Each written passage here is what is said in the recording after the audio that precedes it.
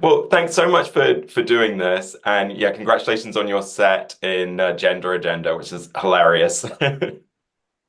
Thank you. Thanks for speaking to me. Um, First of all, I would just love to find out when you first realized that you had the ability to sort of make people laugh and how that kind of manifested itself in your life. That's a good question. Um, guess when I was younger, I was just a bit of a weird child, like weird dancing around and just weird faces at things, just sort of trying to get people to laugh at things that aren't particularly funny, I guess. Just very goofy. I guess weird's not the right word. Goofy is a better word. Um, and what was the second part of the question? Sorry. No, that was it really. When you first sort of how it kind of happened and yeah, and you were kind of picking up on the fact, oh, people are laughing. Yeah. And I guess it felt Yeah. good that people were laughing at something you were doing. Yeah. Yeah, and I actually remember the first joke I wrote, which I only realized way later that it was a joke. But I had this thing where I would ask people, I would say I'm allergic to all nuts except which nut, because I am allergic to nuts.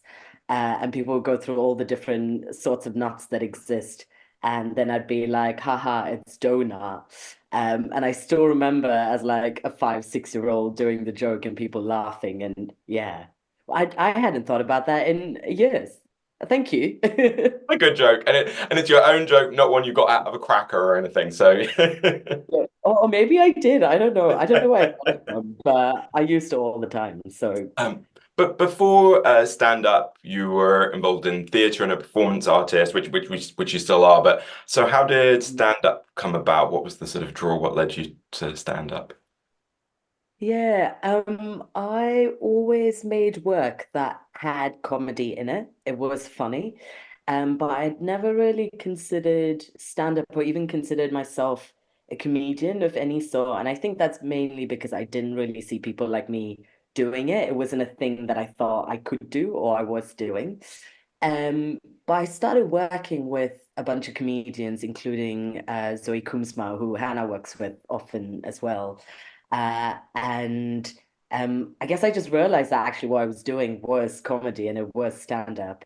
Yeah, that sort of, and I sort of fell into this world of queer comedians and the sort of work they were making that was interesting and exciting to me, and sort of found love in it from there.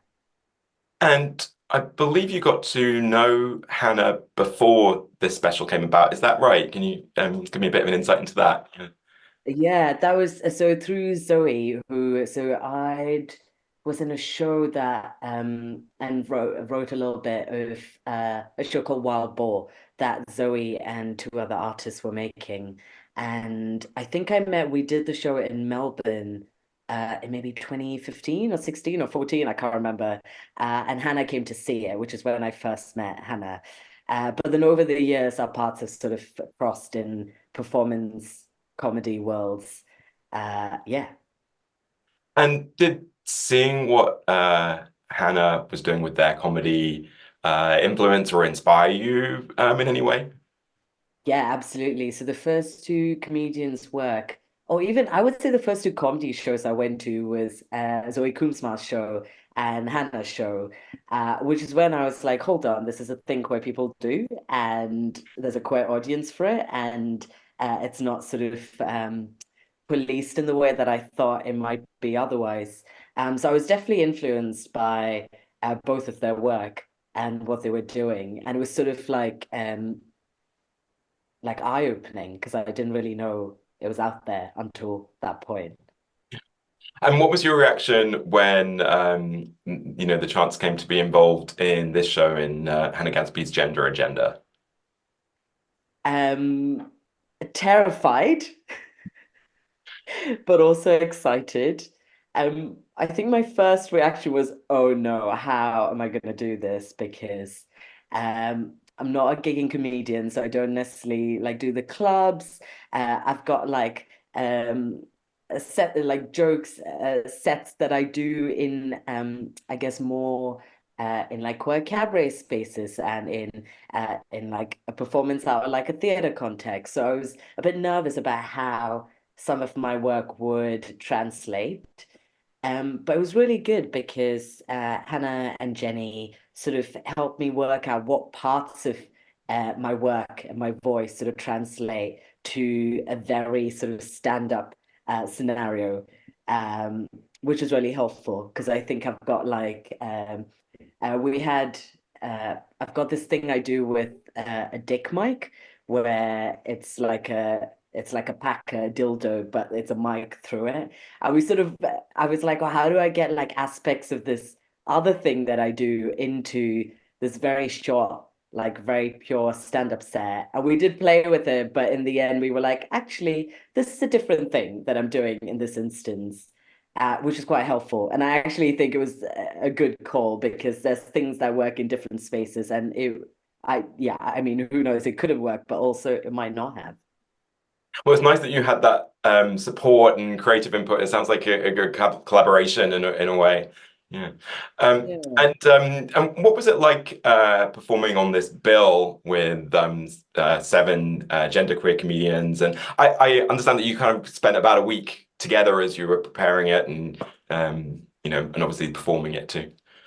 Yeah, really amazing. Everyone was just so nice and we really got on, which isn't always a given when you get a group of people together, but everyone is so supportive of each other and it was really nice because we had a couple of warm-up gigs at Soho Theatre before and it just felt like we bonded very quickly and we sort of um there was a good like camaraderie that appeared. So really amazing and also sort of like incredible to see them doing what they do, which I think is really brave as like a person that doesn't like do uh like the clubs. I was like, this is such an amazing thing that they do, and they're so like Brazilian and there's like a part of me which is not as like brave or sort of like what's the word for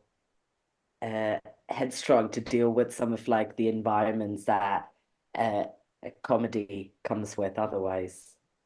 Because do you feel like more with the performance art that the environment is set more by you as the performer and the work that you're doing, then is that kind of a difference in some ways than a kind of traditional sort of stand-up environment?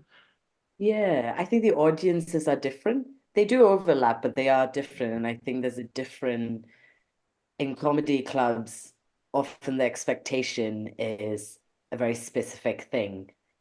And I think over time it's changing, which is great. But I think in performance sides, all sorts of people have been making all sorts of work for a long time. And it's a lot more niche. It's the audiences are more niche. And so it's just a very different ball game, really.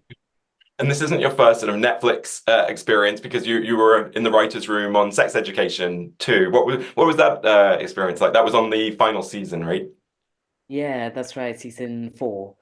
Yeah, also really great, a whole group of amazing writers, mostly queer, mostly people of color, and again, similarly, there was like a really great sense of community that sort of appeared from it.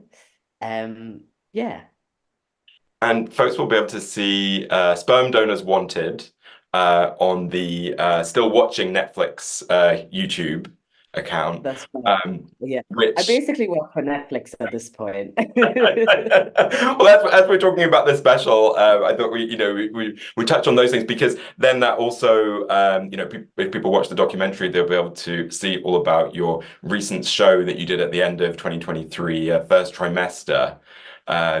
which is really about you and your partner looking for a potential sperm donor in a really interesting way. I mean, what maybe you could give people a bit of a flavor of that experience, and if you came away from it with any sort of different insights or a bit of a different take on starting a family. Hmm. Yeah. Um, so what was the first part? What was the first part of that? Sorry, my head Well, jumped around.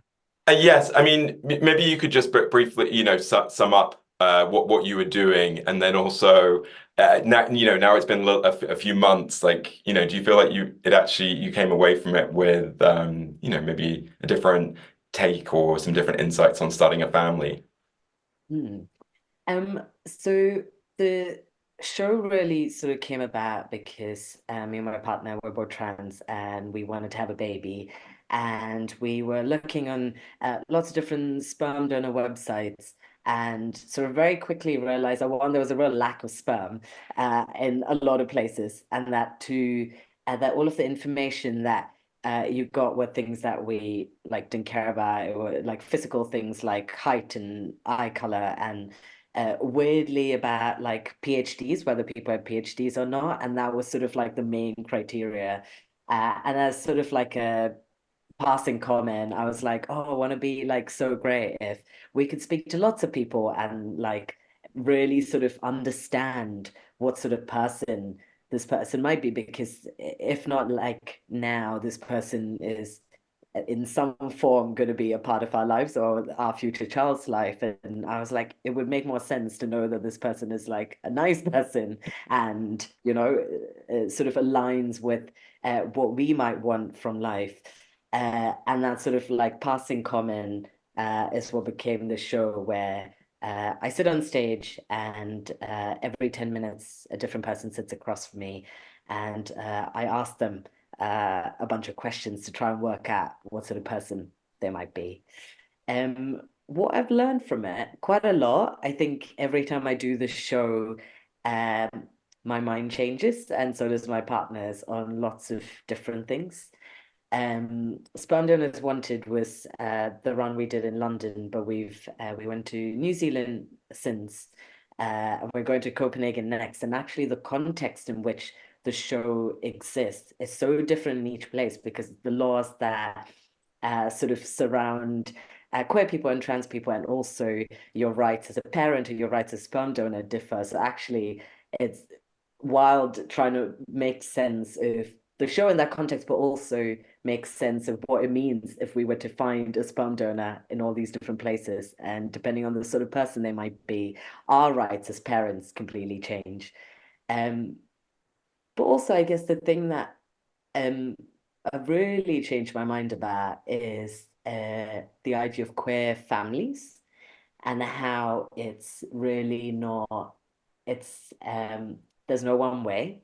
And actually, like queer people in general, we tend to think of family in such a broad, uh, it's not necessarily defined by blood, or it's not necessarily defined by the number of people. It's actually defined by uh, lots of other things, our sense of community and love and all of that. And I think that sort of over time, that's being reinforced, which is really nice. Yeah. Well, I've got one last question for you, and it's quite a broad one. It's for your favorite piece of LGBTQ plus culture. So it could be theatre, TV series, a film, a book, music, art, any piece of culture, or a person who identifies as LGBTQ plus. So someone or something that's had an impact on you and resonated with you, and why. I guess the first couple of, there's such a broad range of things. I'm so sorry. The things that popped into my head was a experimental performance artist called Reza Abdo. Um, and the other thing was um uh all of, I don't know, like Bikini Kill, like